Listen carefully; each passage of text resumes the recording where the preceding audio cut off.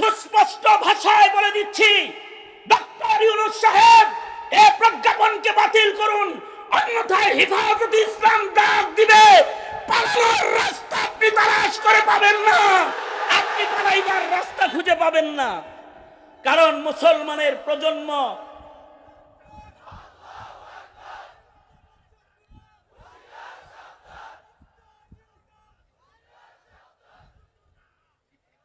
শোনেন, এগুলো আমাদের দাবি না, এগুলো আগামীর ভবিষ্যৎ প্রজন্মকে তাওহীদবাদী রাখার জন্য প্রতিটি মুসলমানের দাবি। ঠিক না? ঠিক করে আওয়াজ করে বলেন। সুতরাং আমরা চাই এই প্রজ্ঞাপন বাতিল করে দিন। আমরা নতুন করুন শাপলা দেখতে চাই না, কোন সরকারের কাছে সংঘর্ষে আমরা রাজপথে দাঁড়াতে চাই না।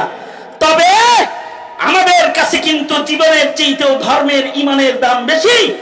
বারবার ইমতিহান আমাদের নেওয়া হয়েছে, আমরা গর্দান দিতে জানি, জান দিতে জানি, ইমান ইসলামকে নষ্ট করতে আমরা দিতে জানি না। আমরা জীবনের বিনিময়ে হলেও ইমান ও ইসলামের পতাকাকে জমিনে তুলে ধরবো ইনশাআল্লাহ। এখন জাতীয়ভাবে সময় এসেছে ইসলামের পক্ষের শক্তিকে আগে বাড়াইবার। এখন যারা রাজনীতি করবে ভবিষ্যতে, তাদেরকে আপনাদেরকেই সিদ্ধান্ত নিতে হবে কাকে পাঠাইবেন। মন্দির যে বানায় ঘর তারে পাঠাইবেন, অথবা সন্তান টেনে মন্দিরে এনে তাকে দেশের ক্ষমতার চেয়ারটা দিবেন, নাকি যারা আপনার সন্তানের ইমান বাঁচাবে তাকে দিবেন। এই ফয়সালা একান্তই আপনার। তবে আমি মুসলিম হিসাবে আহ্বান জানাই, কেউ যদি ভোটের বাক্স নিয়ে আসে তাকে বলবেন কি ক্ষমতায় গেলে তোমার ইশতেহার কি, তোমার ইশতেহারটা কি? তুমি কি আমার সন্তান নষ্ট করার ইশতেহার লয়ে আইছো, নাকি সন্তানের ইমান বাঁচানোর ইশতেহার লয়ে আইছো? এখনকার নেতারা ক্ষমতায় যাবে তো ইলেকশনের আগে বিভিন্ন ধরনের নির্বাচনী ইশতেহার নিয়ে হাজির হয়। ইশতেহারগুলোর রং থাকে এরকম, ব্রিজ করে দিব, এই নদী আর ওই নদীর মাঝখানে প্রশস্ত ব্রিজের মাধ্যমে এলাকার গণসংযোগ সুন্দর করে দিব, গ্যাস এনে দিব, বিদ্যুৎ নিয়ে দিব, ঘরে ঘরে বাতি জ্বালায় দিব, ডিজিটাল কর্ম, এগুলো থাকে ইশতেহার। কিন্তু হাফিজ হুজুর রহমতুল্লাহ আলাইহি তিনি নির্বাচন করেছিলেন, ওনার নির্বাচনী ইশতেহার ছিল আমি প্রেসিডেন্ট হলে ৬৮,০০০ গ্রামে ৬৮,০০০ মাদ্রাসা করে দেব। এটা কি জন্য দিছিল এই ইশতেহার? এই ইশতেহার ছিল হলো ৬৮,০০০ গ্রামের মুসলমানদের ঈমান বাঁচানোর ইশতেহার। ঠিক কিনা? জোরে আওয়াজ করে বলেন, আরো জোরে আওয়াজ করে জোরে চিল্লায় বলেন ঠিক না? ঠিক জোরে বলেন। এটা ছিল ঈমান বাঁচানোর ইশতেহার। এখন যারা ক্ষমতা আসতে চায়, আমি বলবো তাদের ক্ষমতার ইশতেহারে আসতে হবে এই দেশে ইসলামী মূল্যবোধ প্রতিষ্ঠার প্রতিজ্ঞার ইশতেহার হতে হবে, এদেশের কওমি মাদ্রাসার আলেমদের ইজ্জত আজমত রক্ষা করার ইশতেহার হতে হবে, এদেশের মুসলমানদের দেওবন্দি আকীদার সহিহ ইসলাম সহিহ দ্বীন রক্ষা করার ইশতেহার।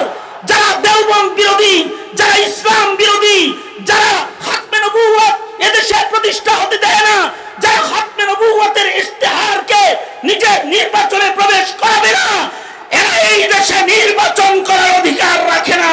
ভোট চাইতে আসলে ঘাড় ধাক্কা দিয়ে বের করে দেওয়া উচিত।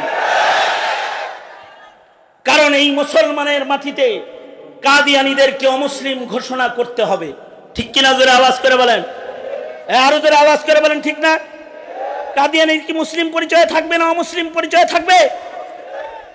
কাদিয়ানীর কি মুসলমান না কাফের? জোরে আওয়াজ করে বলেন, কাফের না মুসলমান? আরো জোরে বলেন, মুসলিম না কাফের? 21 দিন রিমান্ডে ছিলাম আমি, তার ভেতরে পুলিশের একটা প্রশ্ন রিমান্ডের এটাও, হুজুর কাদিয়ানী কি আসলেই কাফের? আমি বললাম আপনার সন্দেহ আছে? শাইখুল ইসলাম বলেছে যে কাদিয়ানীকে কাফের বলে না, কাফের মনে করে না, সেও কাফের। এখন আপনি কাফের থাকবেন না ইমানদার থাকবেন, এই চিন্তা করেন। কিয়ামত পর্যন্ত মানুষের মনুষ্যত্বের পরিবর্তনের জন্য নতুন করে কোন নবী আসবে? জোরে আওয়াজ করে বলেন, নবী আসবে না, আর কোন পয়গম্বরের আগমন হবে না।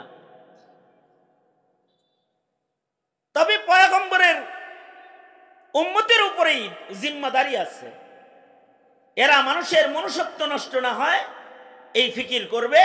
তা'মুরুনা বিল মা'রুফ ওয়া তানহাউনা আনিল মুনকার, মানুষ যেন অমানুষ না হয়ে যায়।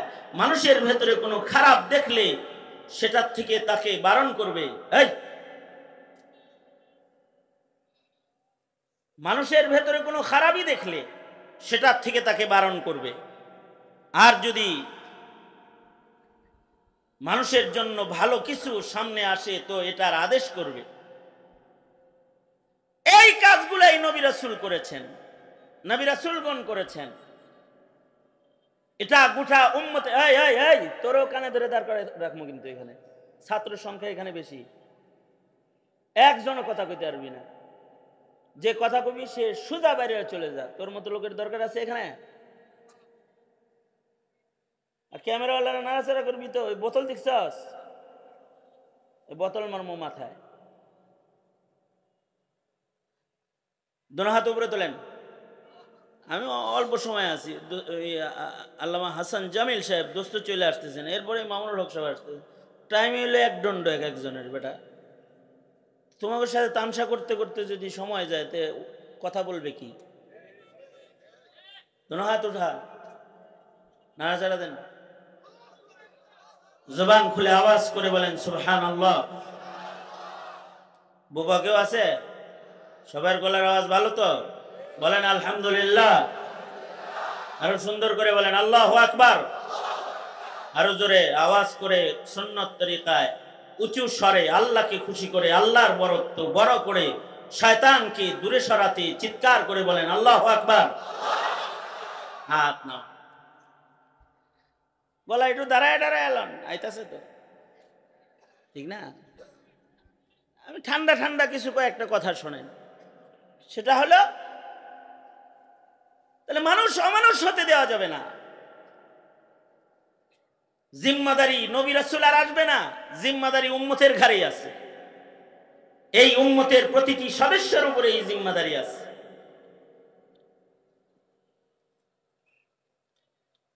তবে নবী না আসলেও কিয়ামত পর্যন্ত নায়েবে নবীর সিলসিলা আসবে। এই কাফেলার দায়িত্ব হবে অমানুষগুলোকে চিহ্নিত করা, মুরগি চোরাকে তাকে চিহ্নিত করা, কসাইকে তাকে চিহ্নিত করা, কে খুনি তাকে চিহ্নিত করা, কে নাস্তিক তাকে চিহ্নিত করে জাতির কাছে দেখায় দেওয়া। এটা শয়তান, এটার পেছনে চলিস না, কিন্তু অমানুষ হয়ে যাবে। এই জিম্মাদারি নবী রাসূল পালন না করলেও উম্মতের আলেমরা পালন করবে। এ কারণেই যেখানেই কোনো খারাপি দেখা যায় আলেমরা চুপ থাকে না। আলেমরা তখন তাদের জবান খুলে দেয়। কোথাও কাদিয়ানি দেখা যায় মুসলমানের মাটিতে, তো তখন বলে দেয় কাদিয়ানি কাফের, তার পেছনে যায় ঈমান নষ্ট করিস না, ওরা মুসলিম নাম ধারণ করেছে, ওরা মুসলিম নয়, ওরা কাফের। ঠিক কিনা? জোরে আওয়াজ করে বলেন। যদি কোথাও নাস্তিক দেখে তো বলে দেয় এ আসাদ নূর গ্রুপের লোকে যাইস না, শাহবাগীদের সাথে চলিস না, এগুলো ঈমান নাই, মুরতাদ, বেঈমান, নাস্তিক, ওরা, ওদের পিছনে যাস না বলে দেয় ওরা ধোঁকাবাজ। সুন্দর সুন্দর মিঠা মিঠা কথা কয়, কিন্তু আসলে কিন্তু মুনাফিক।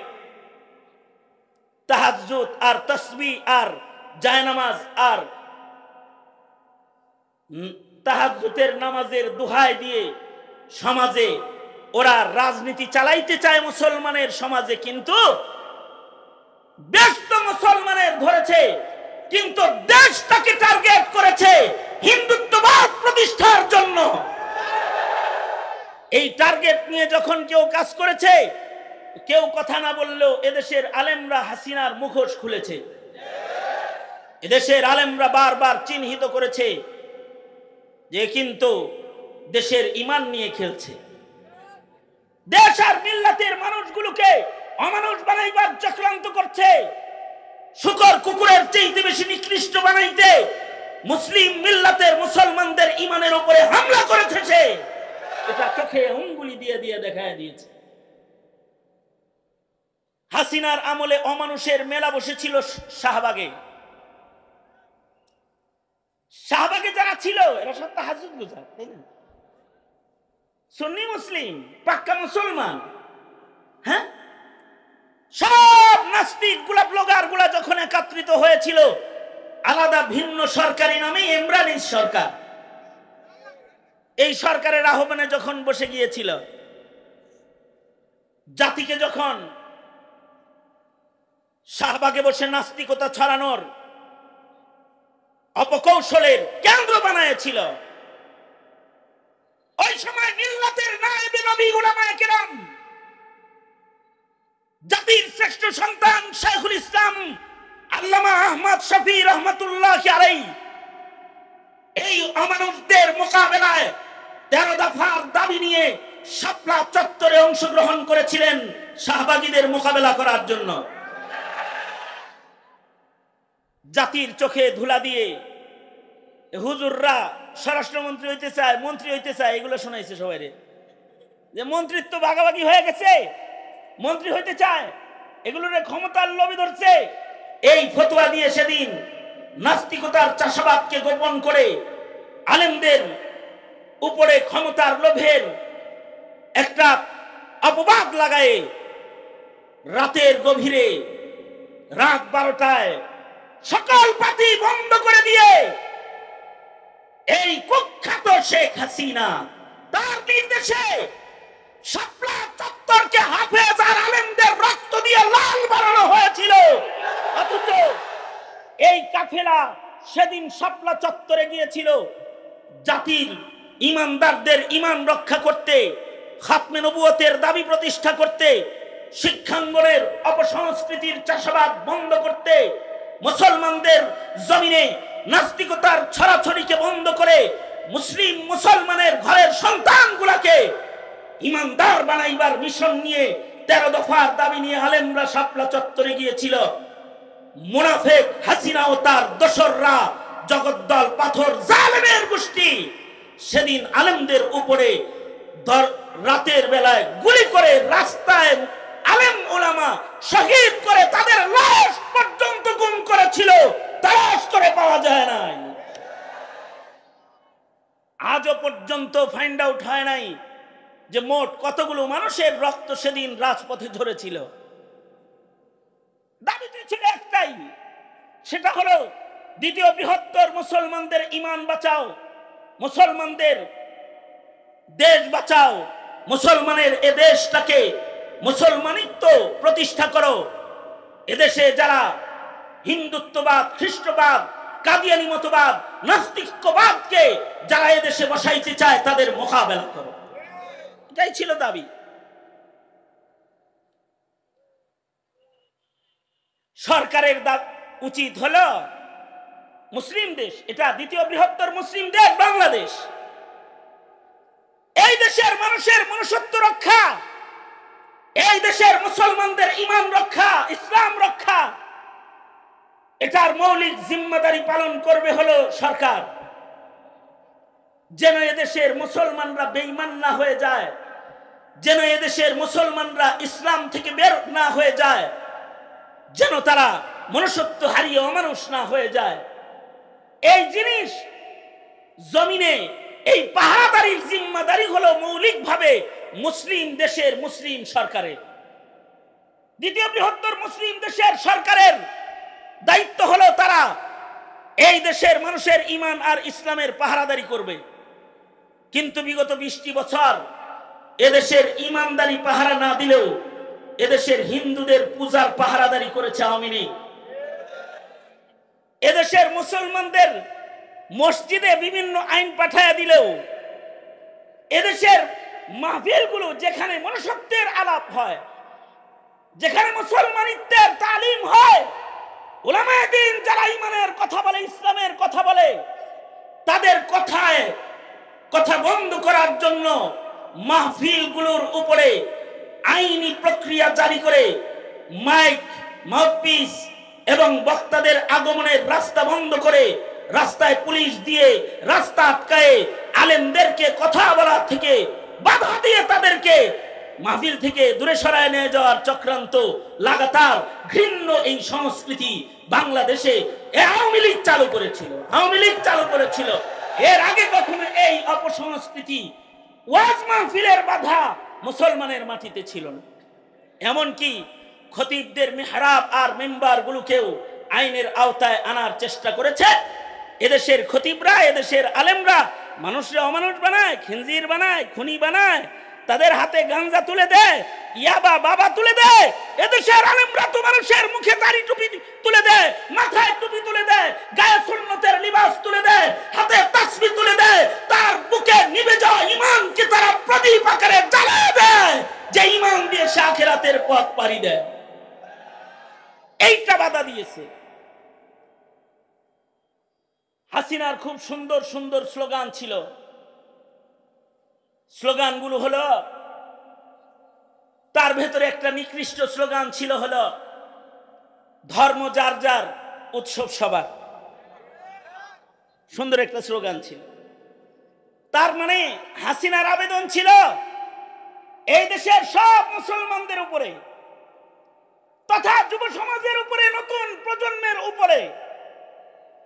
এটা তার আহ্বান ছিল যে মসজিদে যাও আর নাই যাও, ওয়াজে যাও আর নাই যাও, রোজার মাসে রোজা রাখো আর নাই রাখো, এটা যার যার ব্যাপার, কিন্তু সবাই মিলে পূজায় যাও। কি কথা বলেন না কেন? ঠিক না ঠিক জোরে আওয়াজ করো। সবাই মিলে তোমরা পূজায় যাও, পূজায় যাও। হাসিনা তাহাজ্জুদ আর তাসবিহ আর হিজাব আর পর্দা পট্টির ভেতরে এই হিন্দুত্ববাদের, চাষাবাদের চকিদারি গ্রহণ করেছিল। এটা আলেমরা বারবার বলেছে, কিন্তু তখন এটা জাতি দেখতে পায় নাই। কিন্তু 5 তারিখে দেখতে পেয়েছে হাসিনা আসলে কার গোলাম। সে আল্লাহর দাস দাসী নয়, সে হলো ইন্ডিয়া, ভারত আর মোদির দাসীতে পরিণত হয়েছে। এটা দেখতে পেরেছে, তার জায়গা মোদির ঘরেই হয়েছে। কারণ সে এই দেশে হিন্দুত্ববাদ, চাষাবাদের চাকরি গ্রহণ করেছিল। কি কি ক্ষতি করেছে? এদেশের মুসলমানদেরকে ইমান ইসলাম না শিখাইলেও গোমাতা শিক্ষা দিয়েছে। এদেশের মুসলিম প্রজন্মকে রাসূলের জীবনী না পড়ালেও ট্রান্সজেন্ডার পড়াইছে। এদেশের মুসলমানদের কাছে শরঈ আহকাম তুলে না দিলেও, জায়েজ আর নাজায়েজ তাদেরকে শিক্ষা না দিলেও ডারউইনের ভ্রান্ত মতবাদ শিক্ষা দিয়েছে। বইয়ের ভেতরে মিথ্যা শিক্ষা দিয়েছে। শুধু কি তাই, এই দেশের ধর্ম শিক্ষা 20 বছর আগে এটা পাশ করার জন্য একটা সাবজেক্ট হিসেবে ছিল। কিন্তু এই আওয়ামী লীগ এরা ক্ষমতায় এসে কি করেছিল? ধর্ম শিক্ষাকে ঐচ্ছিক শিক্ষায় রূপান্তরিত করেছে। তার মানে হলো স্কুল, কলেজ, ইউনিভার্সিটিতে ধর্মতে ফেল করলেও পাস, পাস করলে কোনো লাভ নেই। মানে কোনো ছাত্র যদি ধর্মতে পাস করে তাহলে এটার কোনো গুণা নাই, ফেল করলেও এটার গুণা নাই। তার মানে হলো তুমি পড়লে পড়োগে, না পড়লে না পড়োগে, এটা কোনো সরকারি বাধা বিধি নিষেধ নাই। এটা ঐচ্ছিক শিক্ষা, শিখলে শিখো, না শিখলে না শিখো। তার মানে কি দ্বিতীয় বৃহত্তর মুসলিম দেশের সরকার হয়ে দেশের শিক্ষাঙ্গনের ভেতরে যদি ধর্ম শিক্ষাকে ঐচ্ছিক শিক্ষা হিসেবে বসায় রাখে, তার মানে হলো ধর্ম থেকে নতুন প্রজন্মকে দূরে সরায়া তারাই আমাদের মুসলমানের মাটিতে তারা ভিন্ন ধর্মের চাষাবাদ করতে চায়, চাষাবাদ করতে চায়। এটা তো সুস্পষ্ট দেখা যায়। আলেম ওলামারা আন্দোলন করলো, শাপলায় গণহত্যা হলো, 20-21-এর আন্দোলন হলো, মোদিকে সাধুবাদ জানিয়ে ইস্তেকবাল দিয়ে আমার দেশে আনা হলো। আলেমরা টের পেয়ে মোদির আগমন বিরোধী আন্দোলন, মোদি বিরোধী আন্দোলন করলো। এই মোদি বিরোধী আন্দোলনে হাজার হাজার আলেমকে জেলে তালাবদ্ধ হতে হলো গোলাম সহকারে। মামুনুল হককে তার চরিত্রের উপরে আঘাত করা হলো। এদেশের বহু আলেমকে মিথ্যা মামলা দিয়ে নির্দোষ নির্দোষ মাসুম প্রকৃতির আলেমদেরকে জেলখানায় আটকে রেখে শহীদ করা হলো, মেরে ফেলা হলো। যে আলেমে দ্বীন জেলখানায় শাহাদাত বরণ করলো। এই নগ্নতা যখন জাতি টের পেল যে এই হাসিনা থাকলে তো দেশটা দিল্লির দাসের কাছে থাকলে এটা ভারতের ভূখণ্ডে পরিণত হবে, এটা যখন জাতি টের পেল, জাতির সচেতন ছাত্র জনতা রাজপথে নেমে আসলো। করলো, যেই বিপ্লবে জুলাইয়ের আন্দোলনে নতুন স্বাধীনতা জন্মগ্রহণ করলো, সেটা হলো জগদ্দল পাথর হাসিনা খেদায়ে দেশকে ভারতের দুঃশাসন মুক্ত করার স্বাধীনতা। ঠিক কিনা জোরে বলেন? ৭১ হয়েছিল পাকিস্তানি হানাদারদের জুলুম আর অত্যাচার থেকে জাতিকে রক্ষা করার স্বাধীনতা। আর এই ২৪-এর আন্দোলন হয়েছে, জুলাইয়ের আন্দোলন হয়েছে এদেশের মাটিকে ভারতীয় আগ্রাসন থেকে রক্ষা করার স্বাধীনতার আন্দোলন। এই আন্দোলনে এদেশের যুব সমাজ ও ছাত্ররা অংশগ্রহণ করলো। ছাত্রদের রক্তের বিনিময়ে এদেশ দ্বিতীয়বার স্বাধীন হলো। আর হাসিনা হেলিকপ্টারে চলে নিজের ঘরে নিজের বাড়িতে চলে গেল, দিল্লিতে চলে গেল। কিন্তু আমার প্রশ্ন হলো, এই রক্তের উপরে ক্ষমতায় বসলেন ডক্টর ইউনূস সাহেব, আপনি এসে আবার এই দেশের হাসিনা তো মণ্ডপে নিয়ে পূজা শিখাইতে চাইছিল, কিন্তু আপনি যা করতেছেন সেটা হলো দেশের প্রতিটি মুসলমানের ঘরকে মন্দির বানাইবার চক্রান্ত করছেন আপনি। বর্তমান সরকার প্রজ্ঞাপন জারি করেছে আপনার ছেলে মেয়েকে গান শিখাবে। প্রজ্ঞাপন হলো যে প্রতিটি স্কুলে স্কুলে গানের শিক্ষক নিয়োগ দেওয়া হবে।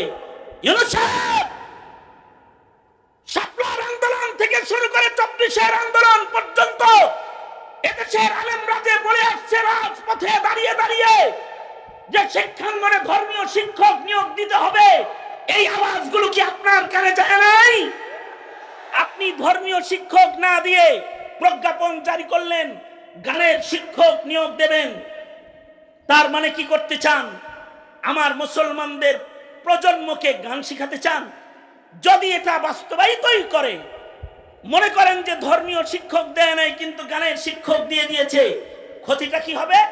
ক্ষতি হবে হলো আপনার ছেলে স্কুল থেকে এসে আগে বলতো, আব্বু কাগজ কিনে দাও, কলম কিনে দাও, রং পেন্সিল কিনে দাও, আব্বু স্কুল ব্যাগ কিনে দাও, আব্বু আমাকে একটা জ্যামিতি বক্স কিনে দাও, এগুলো বলতো। কয়েকদিন পরে এসে বলবে, আব্বু একটা একতারা, একটা দুতারা, একটা গিটার, একটা হারমোনি আর কিছু ঢোল তবলা কিনে দাও, কারণ গানের ক্লাসটা রিহার্সাল দিতে হবে ঘরের ভেতরে। তার মানে হলো ডক্টর ইউনূস চায় যে দেশের প্রতিটি মুসলমানের ঘরকে সে মন্দিরে পরিণত করবে, পূজার আড্ডাখানায় পরিণত করবে। সুস্পষ্ট ভাষায় বলে দিচ্ছি, ডক্টর ইউনূস সাহেব এই প্রজ্ঞাপনকে বাতিল করুন, অন্যথায় হেফাজতে ইসলাম ডাক দিবে। পালানোর রাস্তা আপনি তালাশ করে পাবেন না, আপনি পালাইবার রাস্তা খুঁজে পাবেন না, কারণ মুসলমানের প্রজন্ম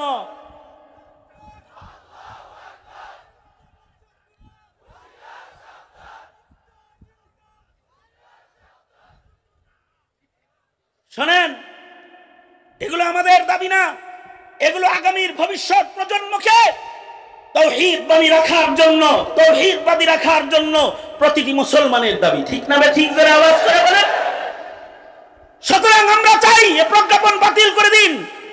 আমরা নতুন কোন শাপলা দেখতে চাই না, কোন সরকারের কাছে সংঘর্ষে আমরা রাজপথে দাঁড়াতে চাই না।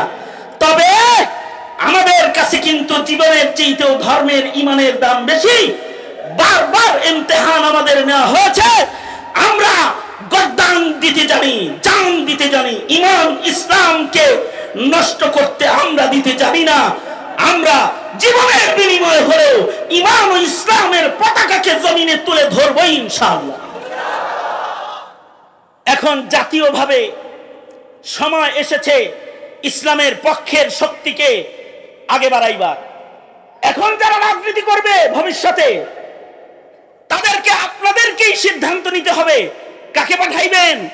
মন্দির যে বানায় ঘর তারে পাঠাইবেন, অথবা সন্তান টেনে মন্দিরে এনে তাকে দেশের ক্ষমতার চেয়ারটা দিবেন, নাকি যারা আপনার সন্তানের ঈমান বাঁচাবে তাকে দিবেন। এই ফয়সালা একান্তই আপনার।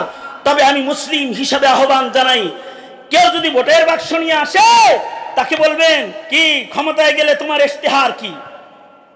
তোমার ইশতেহারটা কি? তুমি কি আমার সন্তান নষ্ট করার ইশতেহার লয়ে আইছো, নাকি সন্তানের ঈমান বাঁচানোর ইশতেহার লয়ে আইছো? এখনকার নেতারা ক্ষমতায় যাবে তো ইলেকশন ইলেকশনের আগে বিভিন্ন ধরনের নির্বাচনী ইশতেহার নিয়ে হাজির হয়। ইশতেহারগুলোর রং থাকে এরকম, ব্রিজ করে দিব, এই নদী আর ওই নদীর মাঝখানে প্রশস্ত ব্রিজের মাধ্যমে এলাকার গণসংযোগ সুন্দর করে দিব, গ্যাস এনে দিব, বিদ্যুৎ নিয়ে দিব, ঘরে ঘরে বাতি জ্বালায় দিব, ডিজিটাল কর্ম, এগুলো থাকে ইশতেহার। কিন্তু হাফিজ হুজুর রহমতুল্লাহ আলাইহি তিনি নির্বাচন করেছিলেন, ওনার নির্বাচনী ইশতেহার ছিল আমি প্রেসিডেন্ট হলে ৬৮,০০০ গ্রামে ৬৮,০০০ মাদ্রাসা করে দিব। তা এটা কি জন্য দিছিল এই ইশতেহার?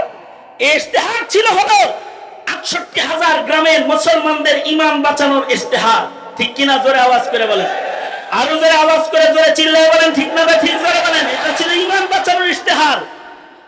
এখন যারা ক্ষমতা আসতে চায়, আমি বলবো তাদের ক্ষমতার ইশতেহারে আসতে হবে এই দেশে ইসলামী মূল্যবোধ প্রতিষ্ঠার প্রতিজ্ঞার ইশতেহার, হতে হবে এদেশের কওমি মাদ্রাসার আলেমদের ইজ্জত আজমত রক্ষা করার ইশতেহার, হতে হবে এদেশের মুসলমানদের দেওবন্দি আকীদার সহি ইসলাম সহি দ্বীন রক্ষা করার ইশতেহার। যারা দেওবন্দ বিরোধী, যারা ইসলাম বিরোধী, যারা খাতমে নবুয়ত এদেশে প্রতিষ্ঠা হতে দেয় না, যারা খাতমে নবুয়তের ইশতেহারকে নিজের নির্বাচনে প্রবেশ করাবে না, এরা এই দেশে নির্বাচন করার অধিকার রাখে না। ভোট চাইতে আসলে ঘাড় ধাক্কা দিয়ে বের করে দেওয়া উচিত। কারণ এই মুসলমানের মাটিতে কাদিয়ানীদেরকে অমুসলিম ঘোষণা করতে হবে। ঠিক কিনা? জোরে আওয়াজ করে বলেন, আরো জোরে আওয়াজ করে বলেন, ঠিক না? কাদিয়ানীর কি মুসলিম পরিচয় থাকবে না অমুসলিম পরিচয় থাকবে? কাদিয়ানীর কি মুসলমান না কাফের? জোরে আওয়াজ করে বলেন, কাফের না মুসলমান? আরো জোরে বলেন, মুসলিম না কাফের? 21 দিন রিমান্ডে ছিলাম আমি, তার ভেতরে পুলিশের একটা প্রশ্ন রিমান্ডের এটাও, হুজুর কাদিয়ানী কি আসলেই কাফের? আমি বললাম আপনার সন্দেহ আছে? শাইখুল ইসলাম বলেছে যে কাদিয়ানীকে কাফের বলে না, কাফের মনে করে না, সেও কাফের। এখন আপনি কাফের থাকবেন না ইমানদার থাকবেন, এই চিন্তা করেন। মাটিতে কাদিয়ানীকে কাফের ঘোষণা করার জন্য এ দাবির সম্মেলন। কারণ মুসলমানের মাটিতে, ইসলামের ঘাঁটিতে কাদিয়ানী মুসলিম পরিচয় থাকতে পারে না। সুতরাং আপনাদেরকে দাওয়াত দিচ্ছি, আগামী 15 তারিখের খতমে নবুয়ত সম্মেলনে যোগদান করবেন তো ইনশাআল্লাহ? আওয়াজ করে বলেন, যোগদান করবেন তো ইনশাআল্লাহ? দাওয়াত দিয়ে গেলাম। তার মানে হলো দেশে কাদিয়ানী মতবাদ প্রতিষ্ঠা করলে হবে না, দেশে নাস্তিকবাদ প্রতিষ্ঠা করলে হবে না। তাহলে ইশতেহার যারা দিবে যে নাস্তিক মুরতাদের বিচার করবে, শাতিম রাসূলের বিচার করবে, কাদিয়ানীকে কাফের ঘোষণা করবে, কওমি শিক্ষার সনদকে কার্যকর করবে, জুলাইয়ের বিপ্লবকে স্বীকৃতি প্রদান করবে এবং দেওবন্দি উলামায়ে দ্বীনদের আকীদা, এটা এর মেহনতের কার্যক্রমকে সরকারি ইসলামী ফাউন্ডেশনের কার্যক্রমের অংশ হিসেবে তারা গ্রহণ করবে, যাতে এদেশের সহি আকীদা, সহি আমল, সহি ঈমান রক্ষার কার্যক্রম বাকি থাকে। এগুলোর সাথে যারা একাত্মতা ঘোষণা করবে তাদেরকে ইলেকশনে ভোট দেওয়া যায় যাবে। আর যারা এই মাটিতে নাস্তিকতার চাষাবাদ করবে আর মোল্লাদেরকে গালিগালাজ করবে, এদেরকে ভোট দেওয়া যায় নাই। আলেমদেরকে যারা গালিগালাজ করে তাদের ভোট দেওয়া কি নাই? কারণ এই দেশে ইসলাম আর ঈমান সাধারণ পাবলিক বুঝাবে না, নবী আয়েশা বুঝাবে না, আলেমরাই বুঝাবে। ঠিক না? ঠিক জোরে আওয়াজ করে বলেন। সুতরাং দায়িত্ব তো ছিল সরকারের যে আপনার সন্তানের ঈমান ইসলাম রক্ষা করবে। তারা সরকারিভাবে আপনার সন্তানকে আরো ভ্রষ্ট করার চক্রান্তে লিপ্ত আছে। এখন তাহলে সরকারের দায়ভারের উপরে বসে থাকলে চলবে না, আপনার সন্তানের ঈমান বাঁচাইতে আপনাকেই সচেষ্ট হইতে হবে। আপনার সন্তানের ঈমান বাঁচাইতে আপনাকেই সচেষ্ট হতে হবে। আপনাকেই আপনার সন্তানের সহি আকীদা রক্ষার জন্য মাদারিসে কওমিয়ার সৈনিক হতে হবে। ঠিক না? ঠিক জোরে আওয়াজ করে বলেন। এই বিষয় আমাদের জাতি আগের থেকেই বুঝে। এ কারণে চায়রানা পয়সা সরকারিভাবে কওমি মাদ্রাসায় না আসলেও এদেশের কওমি মাদ্রাসাগুলো কওমের লোকেরাই চালায়। কারণ তারা জানে যে এই দেশের প্রজন্মের ইমানদারি রক্ষার দায়িত্ব সরকার নিতেছে না, আমাদেরই নিতে হইতেছে। এ কারণে কওমিটা চালায়। আজকেও যে মাদ্রাসা, এখানে বিশাল ভবন অথবা বিশাল ছাদ মসজিদ হয়েছে, মসজিদের প্রায় ৪৫ লক্ষ টাকা খরচ করে ছাদ দেওয়া হয়েছে, এখনো পর্যন্ত চতুর্দিকের কাজ শেষ হয় নাই। এই যে মাদ্রাসাগুলো সারা বাংলাদেশ ব্যাপী যে মাদারিসে কওমিয়ার বুনিয়াদ, এটা কওমের লোকেরাই চালায়। কারণ কওমি মাদ্রাসা সহি আকীদার পাহারাদার, কওমি মাদ্রাসা সহি ঈমানের পাহারাদার, কওমি মাদ্রাসা সহি আমলের পাহারাদার, কওমি মাদ্রাসা এই জমিনের স্বাধীনতা সার্বভৌমত্বের পাহারাদার। কেউ যদি এখানে ভিত গড়তে চায় কোন অন্যায় পদ্ধতিতে, কওমি মাদ্রাসায় তখন ত্যাগ আর কুরবানি দিয়ে শাহাদাতের দস্তরখান চুম্বন করে এদেশের মানুষের ঈমান রক্ষার জন্য রাজপথে দাঁড়ায় যায়। সুতরাং মাদারিসে কওমিয়া লাগবে কেন?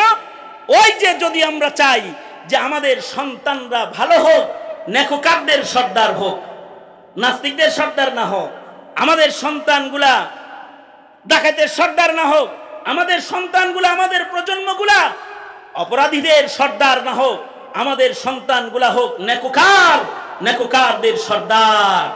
এই কামনা করাটা এইটা মুসলমানের জন্য মুস্তাকিল আলাদা একটা ইবাদত।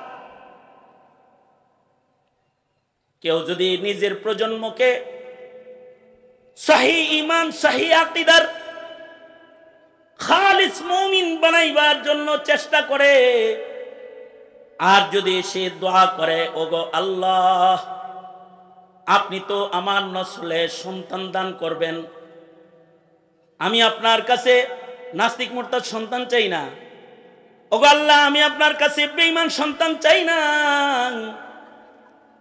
ওগো আল্লাহ এমন সন্তান আমি চাই না যে সন্তান আমার চোখের পানি ঝরাবে, ওগো আল্লাহ আমি এমন সন্তান চাই যে সন্তানটা আমার চক্ষু শীতল করে দিবে, ওগো আল্লাহ আমি এমন সন্তান চাই যে সন্তানটা মুত্তাকিদের সর্দার হবে, সে ইমাম হবে, সে খতিব হবে, সে দায়ী হবে, সে হাফিজুল কোরআন হবে, মুহাদ্দিস হবে, মুফাসসির হবে, নেককারদের সর্দার হবে। আল্লাহ আমি আপনার কাছে এমন সন্তান চাই। আল্লাহ বলে দোয়াটা আমি শিখাইয়া দিলাম, যদি তোমরা আমার কাছে নসলের মধ্যে যদি তোমরা নেক সন্তান চাও, আর যদি তোমরা ক্ষণে ক্ষণে বারে বারে আমার কাছে এটা কও, রব্বানা হাবলানা মিন আজওয়াজিনা ওয়া যুররিয়াতিনা কুররাতা আয়ুন ওয়াজআলনা লিল মুত্তাকিনা ইমামা। ওগো আল্লাহ আপনি আমাকে আমার নসলে, আমার বিবি থেকে এমন সন্তান দান করেন যে সন্তান আমার চক্ষু শীতলকারী সন্তান হবে। ওগো আল্লাহ আমাকে আমার সন্তানকে নেককারদের সর্দার বানায় দেন, মুত্তাকিদের সর্দার বানান। যদি এই দোয়া কেউ পড়ে তো মহান আল্লাহর কাছে এতটুকু দোয়ারও এত দাম।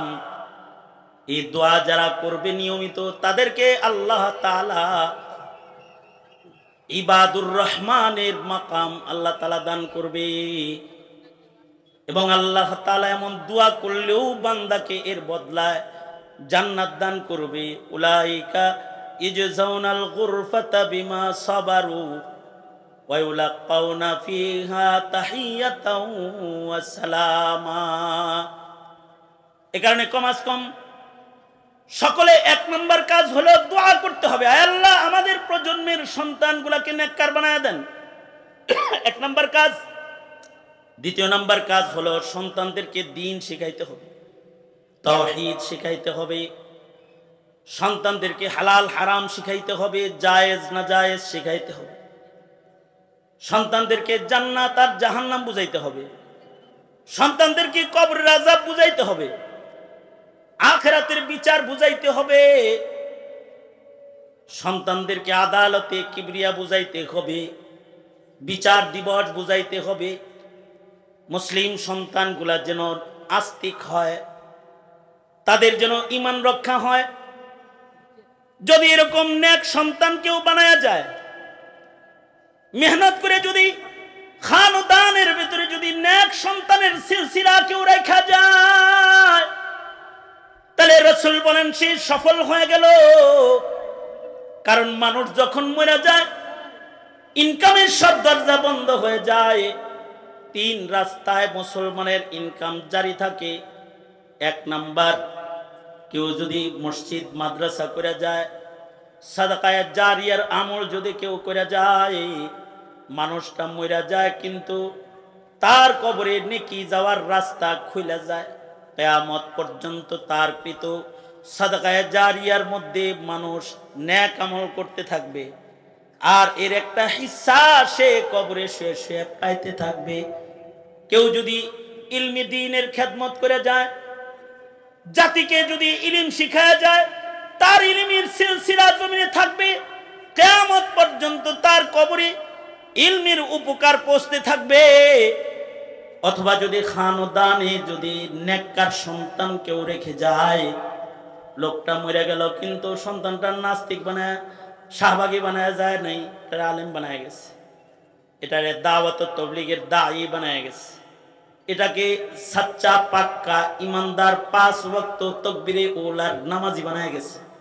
ওয়ালাদে সালেহ যদি কেউ খানদানের ভিতরে রাখা যায়, তো রাসূল বলেছেন মইরা গেলেও খানদানের নেক সন্তানদের দোয়া পিতা মাতার কবরে রহমত হয়ে পৌঁছে যায়।